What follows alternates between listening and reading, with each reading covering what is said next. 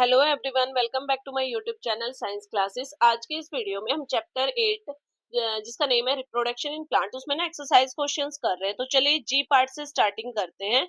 जी part में आपको क्या करना है? जी पार्ट है हमारे पास very short answer type questions, बहुत शॉर्ट में आपको आंसर्स देने हैं। चलिए तो फर्स्ट क्वेश्चन को रीड कर लेते हैं।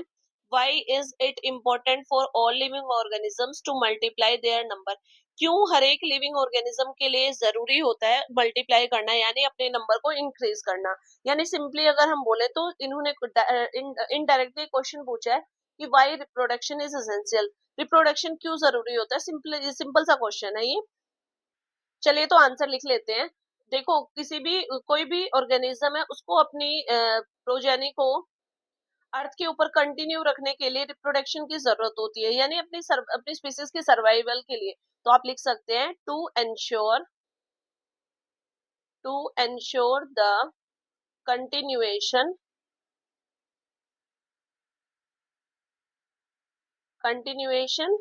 And for survival of their species. अपनी स्पीसीज के सर्वाइवल के लिए, अपनी स्पीसीज को अर्थ के ऊपर कंटिन्यू रखने के लिए किसकी जरूरत होती है? रिप्रोडक्शन की। चलिए सेकंड क्वेश्चन को रीड करते हैं। What is the term given to plants that bear flower?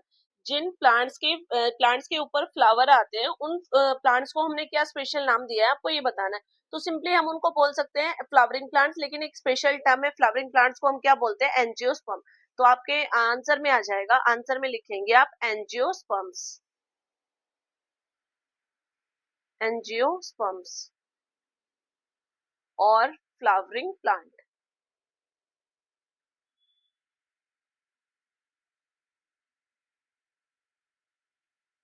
Third question देखिए, define a sexual reproduction.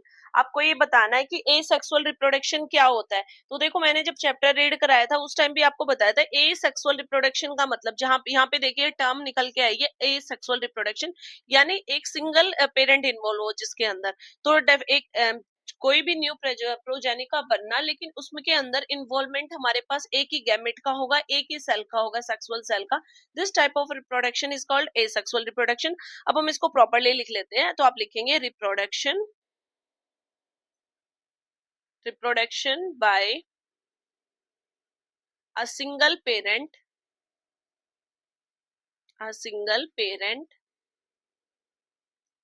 Without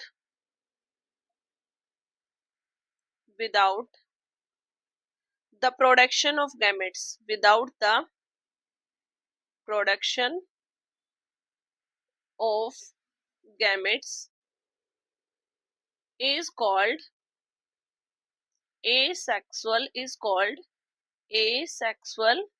reproduction।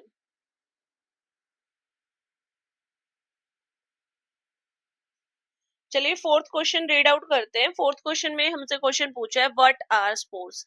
तो स्पोर फॉर्मेशन आपका ए सेक्सुअल रिप्रोडक्शन का टाइप था। तो उसमें क्वेश्चन सिंपली आपसे पूछा है स्पोर्स क्या होते हैं। तो देखो सिंपली स्पोर्स क्या होते हैं? स्पोर्स ए सेक्सुअल रिप्रोडक्टिव बॉडीज होते हैं जो किसके अंदर पाए जाते हैं? फंगी के अंदर। तो सिंपली हम इसका आंसर लिखेंगे spores are asexual reproductive bodies found in fungi। क्योंकि बहुत शॉर्ट क्वेश्चन है, तो आपका सिर्फ इतना ही आंसर क्या होगा इसके लिए? सफिशिएंट होगा। चलिए फिफ्थ क्वेश्चन देखिए, how is stem different from stem tuber. Fifth question में हमसे पूछा है कि आपको डिफरेंस बताना है स्टेम के अंदर और स्टेम ट्यूबर के अंदर। तो सिंपली अगर हम सबसे पहले बात करते हैं यहाँ पे स्टेम की, स्टेम क्या होती है? स्टेम में लिखेंगे आप it is the main vertical axis of a plant. जो वर्टिकल एक्सिस होती है प्लांट की, वो क्या होती है? स्टेम होती है। जबकि अगर हम बात करें यहाँ पे स्टेम ट्यूबर की, तो स्टेम ट्यूबर क्या होती है? It is a type of modified thick underground stem, ये एक मॉडिफाइड थिक अंडरग्राउंड स्टेम होती है जिसको हम किस लिए यूज करते हैं, यूज्ड फॉर फूड स्टोरेज, जिसका क्या काम होता है, हम जिसको फूड स्टोरेज के लिए यूज करते हैं। तो ये मेन डिफरेंस है between stem and stem tuber. Sixth question देखिए, why do we say that China rose is a complete flower, हम ऐसा क्यों कहते हैं कि चाइना रोज एक कंप्लीट फ्लावर है। तो देखो सबसे पहले हमें पता होना चाहिए कि कंप्लीट फ्लावर कौन सा होता है। कंप्लीट फ्लावर वो फ्लावर होता है जिसके अंदर हमारे पास सेपल, पेटल, स्टेमन और कार्पल सब प्रेजेंट होते हैं। सेपल आपको पता है, बेस में जो ग्रीन लीव्स होते हैं उन्हें हम सेपल कहते हैं। पेटल हमारा क्या होता है, कलरफुल पार्ट होता है फ्लावर का। स्टेमन मेल पार्ट होता है और कार्पल हमारा फीमेल पार्ट होता है। तो क्यों हम चाइना रोज को एक कंप्लीट फ्लावर कहते हैं, बिकॉज आंसर में लिखेंगे because China rose has sepal, petal, stamen and carpel which completes which complete है फ्लावर, क्योंकि इसके अंदर ये चारों चीजें प्रेजेंट होती है, सेपल, पेटल, स्टेमन और carpel. That's why we call rose China rose as a complete flower. Seventh question देखिए, name the parts of stamen and carpel, आपको ना स्टेमन और कार्पल के पार्ट्स बताने हैं। सबसे पहले अगर हम बात करें स्टेमन की, तो स्टेमन हमारा मेल पार्ट है, ठीक है। Stamen is a part of male reproductive system. तो stamen is divided into two parts. Stamen के दो पार्ट्स है, एक होता है एंथर जहाँ पे हमारे पोलन ग्रेन्स प्रेजेंट होते हैं। स्पेलिंग वापस से लिख लेते हैं, ANTHER, एंथर। एंथर के अंदर पोलन ग्रेन्स प्रेजेंट होते हैं, जबकि दूसरा पार्ट होता है हमारा फिलामेंट, जो एक स्टोक लाइक, एक टाइप से स्टोक लाइक स्ट्रक्चर जो होता है उसे हम क्या कहते हैं, फिलामेंट। अब हम बात करते हैं कार्पेल की। कार्पेल क्या है, फीमेल रिप्रोडक्टिव सिस्टम का पार्ट है। कार्पेल हमारा थ्री पार्ट्स में डिवाइडेड है। First one is stigma. Stigma क्या होता है, स्टिकी सब्सटेंस होता है stigma. Then style and last part is ovary. चलिए एट पार्ट करते हैं। Which part of the flower forms fruit, question में हमसे पूछा है कि फ्लावर का कौन सा पार्ट होता है जो फ्रूट बनाता है। तो मैं आपको वापस से बता दूं कि हमारे पास ना जब फ्लावर से फ्रूट कब बनता है, जब फ्यूजन हो जाता है मेल और फीमेल गैमेट का इन द ओवरी। ओवरी के अंदर ओव्यूल्स प्रेजेंट होते हैं, तो ओव्यूल के साथ जाके मेल गैमेट फ्यूज हो जाएगा।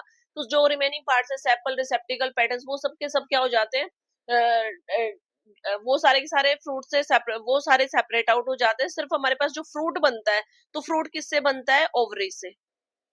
Ovary in future converts into fruit. चलिए अब एच पार्ट करते हैं। एच पार्ट में हमारे पास है शॉर्ट आंसर टाइप क्वेश्चंस। तो फर्स्ट क्वेश्चन देखिए, what would happen if plants do not reproduce. Question बहुत ही इंटरेस्टिंग सा है। क्वेश्चन में हमसे पूछा है क्या होगा अगर प्लांट्स रिप्रोड्यूस नहीं करेंगे। तो देखिए सबसे पहले मैं आपको थोड़ा सा समझाऊंगी। अगर हमारे प्लांट्स रिप्रोड्यूस नहीं करेंगे तो हमारे जो प्लांट की स्पीसीज है वो एक्सटिंक्ट हो जाएंगी, या खत्म, मतलब मीन्स खत्म हो जाएंगी बिल्कुल ही। क्योंकि देखो ओल्ड प्लांट्स क्या होंगे, एक टाइम के बाद तो वो खत्म हो जाएंगे, डाई हो जाएंगे, और नए प्लांट्स ग्रो नहीं होंगे उनको रिप्लेस करने के लिए।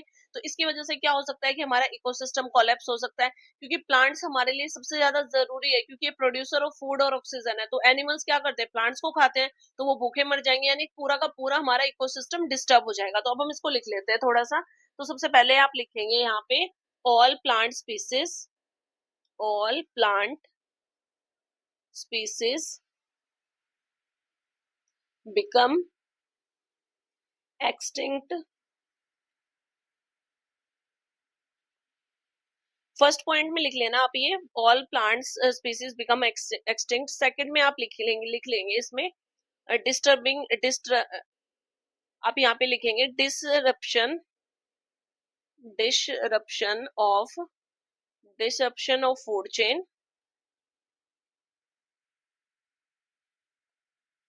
थर्ड पॉइंट में हम लिख सकते हैं इकोसिस्टम कोलैप्स,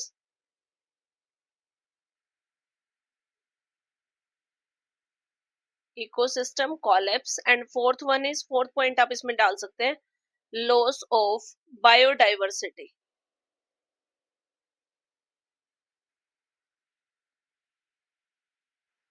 सेकंड क्वेश्चन देखिए। सेकंड क्वेश्चन में हमसे पूछा है, how are buds formed in yeast. Yeast के अंदर बर्ड फॉर्मेशन कैसे होती है, बर्ड फॉर्मेशन कैसे होती है, आपको ये बताना है। देखो एसेक्सुअल रिप्रोडक्शन में बल्ब लाइक प्रोजेक्शंस हो जाती है, पेरेंट जब एक पेरेंट ऑर्गेनिज्म कंप्लीटली ग्रो हो जाता है और फिर ये बर्ड क्या करता है, ग्रो होता है और फाइनली अपने पेरेंट सेल से डिटैच हो जाता है। तो हम सिंपली ये प्रोसेस को हम क्या कहते हैं, बडिंग प्रोसेस। तो आप इसमें लिख सकते हैं, इस क्वेश्चन में देखिए मैंने यहाँ पे लिख लिया है ऑलरेडी कि in this type of asexual reproduction a bulb like projection occur on the body of a parent organism and this bud grow and finally detach from the parent cell. तो अब मैं आपको ना थोड़ा सा इसको डायग्रामेटिकली समझाती हूँ। सबसे पहले हमें बनाना है यीस्ट सेल।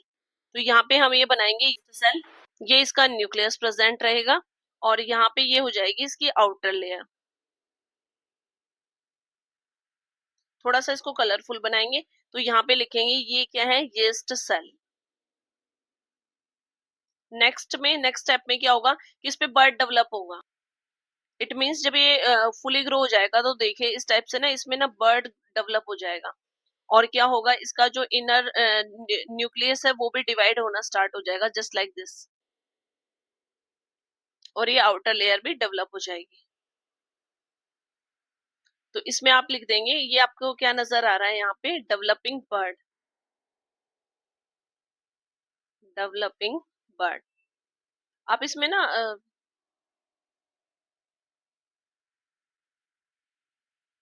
डेवलपिंग बर्ड, आप इसमें डायग्राम से भी इस क्वेश्चन को एक्सप्लेन कर सकते हैं।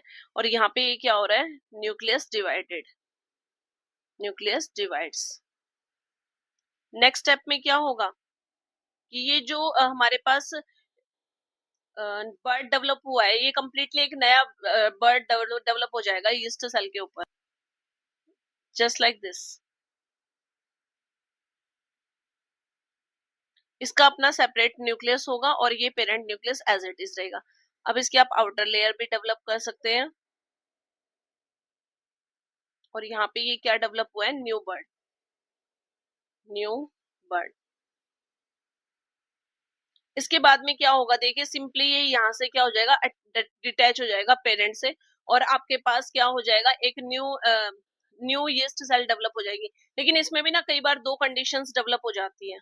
दो कंडीशंस क्या डेवलप हो सकती है, एक तो सिंपली देखिए कि ये बर्ड बिल्कुल पेरेंट से अटैच हो जाए जस्ट लाइक दिस, ये पेरेंट सेल से अटैच हो जाएगा और ये सिंगली सॉरी अपने आप से क्या करेगा, ये अगेन ये जब फुली डेवलप हो जाएगा तो अगेन इसमें बर्ड डेवलप हो जाएगा। दूसरी कंडीशन क्या होती है कि देखो जैसे ये हमारे पास पेरेंट सेल था, इसके साथ में ये न्यूक्लियस है, तो ये बर्ड क्या होंगे, इसी से अटैच रह जाते हैं जस्ट लाइक दिस, और ये क्या कर देते हैं, कॉलोनी फॉर्मेशन कर देते हैं। फिर ये डेवलप होगा, फिर ये अगेन बर्ड बनाएगा, ये कंप्लीटली डेवलप होंगे, फिर ये अपना बनाएगा। मतलब इस टाइप से ये अटैच रह जाते हैं, ये सेपरेट आउट नहीं होते हैं। तो इस टाइप से इसको हम क्या कहते हैं, कॉलोनी फॉर्मेशन। दोनों की दोनों चीजें आपको नजर आती हैं।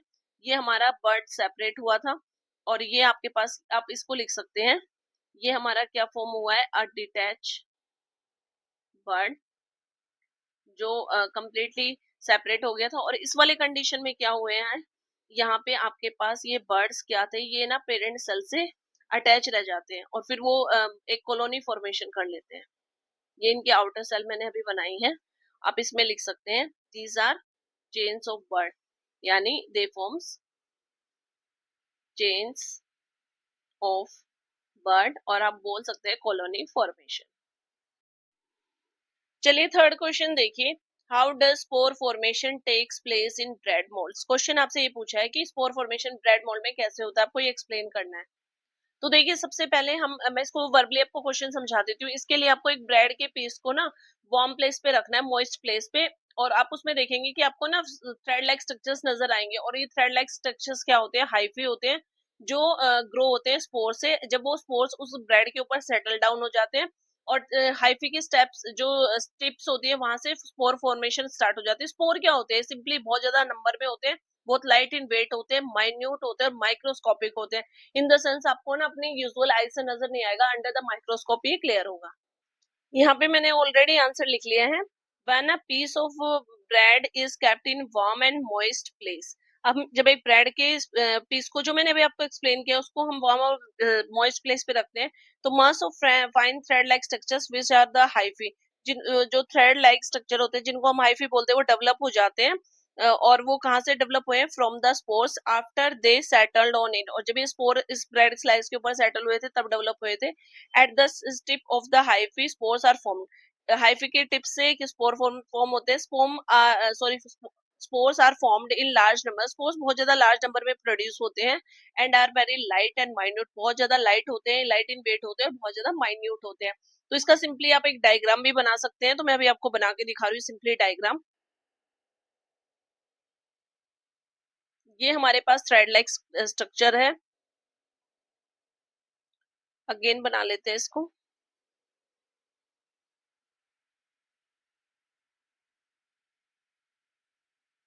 ये वर्टिकल्स लाइन है जो अराइज हो रही है हाइफी से।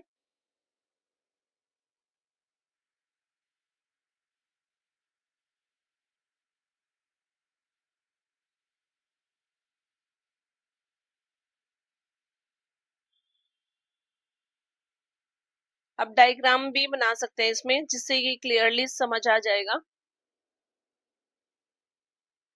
इसके एंड पे स्पोरेंजियम्स प्रेजेंट होते हैं, जिसके अंदर स्पोर्स कंटेन होते हैं। बल्ब लाइक जो स्ट्रक्चर मैं बना रही हूँ, इनको हम क्या बोलते हैं, इनके अंदर स्मॉल स्मॉल स्पोर्स प्रेजेंट होते हैं, जो मैंने बोला कि बहुत ज्यादा लाइट होते हैं और माइन्यूट होते हैं। These are sporangium. आप इनको क्या बोलेंगे, ये होते हैं sporangium. Sporangium are the bulb-like structure where spores are present, and these are called hyphae, hypha. And this stem-like structure, this is called sporangiophore. ये जो स्टेम लाइक स्ट्रक्चर है इसको हम स्पोरेंजियोफोर कहते हैं। तो आप सिंपली जो मैंने आपको एक्सप्लेन किया वो आप लिख सकते हैं, साथ में आप डायग्राम बना के इसको अच्छे से एक्सप्लेन कर सकते हैं। चलिए फोर्थ क्वेश्चन देखिए, state two difference between asexual and sexual reproduction. आपको ना दो डिफरेंस बताने हैं, सेक्सुअल रिप्रोडक्शन में और एसेक्सुअल रिप्रोडक्शन में। तो सबसे पहले हम पार्टीशन कर लेते हैं। अब सिंपली आप हेडिंग बनाएंगे, यहाँ पे लिख लेते हैं हम सेक्सुअल रिप्रोडक्शन, सेक्सुअल रिप्रोडक्शन, और यहाँ पे आप हेडिंग डालेंगे एसेक्सुअल रिप्रोडक्शन, क्योंकि क्वेश्चन में हमसे दो ही डिफरेंस पूछे हैं। तो सबसे पहले फर्स्ट की बात करते हैं। तो देखिए सेक्सुअल रिप्रोडक्शन में क्या होता है, fusion of male and female gamete. तो आप इसमें लिखेंगे it involves fusion of male and female gametes. जबकि अगर हम बात करें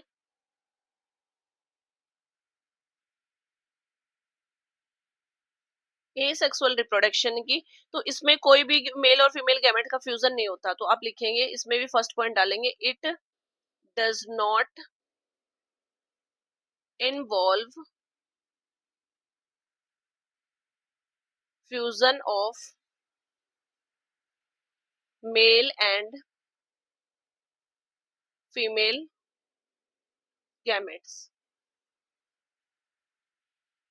second difference is there, second difference में आप लिख सकते हैं यहाँ, इसमें आप लिख सकते हैं fertilisation takes place, fertilisation takes place. ये हमारा किसमें होता है, सेक्सुअल रिप्रोडक्शन में। जबकि एसेक्सुअल में आप लिखेंगे no fertilisation, no fertilisation takes place. Differences तो काफी सारे होते हैं, बट क्वेश्चन में दो हमने लिख दिए, जो कि बहुत इजी भी है। फिफ्थ क्वेश्चन देखिए, differentiate between A self pollination and cross pollination. आपको सेल्फ पोलिनेशन और क्रॉस पोलिनेशन में डिफरेंस बताना है। तो सबसे पहले हम बात करेंगे सेल्फ पोलिनेशन। सेल्फ पोलिनेशन क्या होता है, सेल्फ पोलिनेशन में एक ऐसी प्रोसेस होती है जिसमें जो पोलन ग्रेन्स होते हैं ना, वो takes transfer of pollen grains कहाँ से होता है, anther of a flower to the stigma of same flower. एक ही फ्लावर का जो पोलन ग्रेन है वो सेम फ्लावर के ही केस में स्टिग्मा को जाके क्या करता है, पोलिनेट करता है, या उसी प्लांट के दूसरे फ्लावर को भी कर सकता है, बट ये सेल्फ पोलिनेशन सेम प्लांट के अंदर होती है। यहाँ पे मैंने लिखा है, in this process the transfer of pollen grains takes place from anther of a flower to the stigma of same flower और another flower on the same plant. मतलब सेम एक ही प्लांट के अंदर होता है, जो पोलन ग्रेन का ट्रांसफर होता है वो फ्लावर के एंथर से लेके स्टिग्मा ऑफ सेम जिस फ्लावर का वो एंथर है उसी फ्लावर के स्टिग्मा को भी वो पोलिनेट कर सकता है, या फिर उसी प्लांट पे किसी दूसरे फ्लावर को भी कर सकता है। अब हम बात करते हैं क्रॉस पोलिनेशन की। Cross pollination,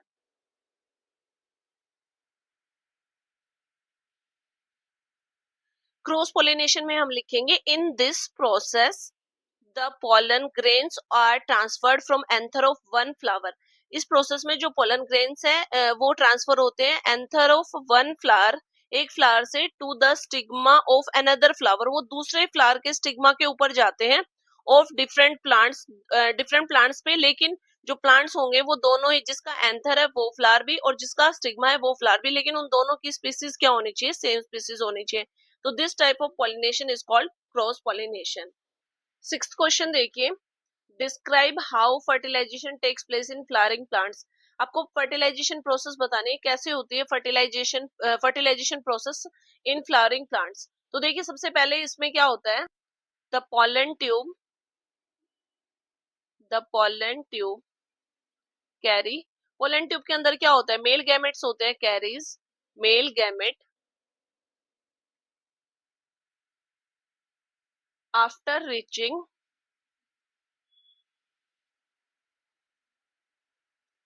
the ovule, ovule में जाने के बाद द टिप ऑफ ट्यूब, जो पोलन ट्यूब की जो टिप होती है वो ब्रस्ट हो जाती है, फट जाती है, ब्रस्ट। और इससे क्या होता है कि रिलीजिंग ऑफ मेल गैमेट्स, वो क्या करती है, मेल गैमेट को रिलीज कर देती है। और द मेल गैमेट देन, जो मेल गैमेट होता है, the male gamete fuses with female gamete to form zygote. Zygote बनाने के लिए जो मेल का गैमेट है वो किसके साथ फ्यूज हो जाता है, फीमेल के गैमेट के साथ, और क्या हो जाती है, zygote formation. And this process is called fertilisation. In this way fertilisation process occurs in flowering plants. इसी के साथ ही मैंने आज आपको very short answer type questions कराए हैं, आज की वीडियो यहीं तक। अगर आपको मेरी वीडियो अच्छी लगे, ज्यादा से ज्यादा लाइक करें और मेरे चैनल को सब्सक्राइब करें।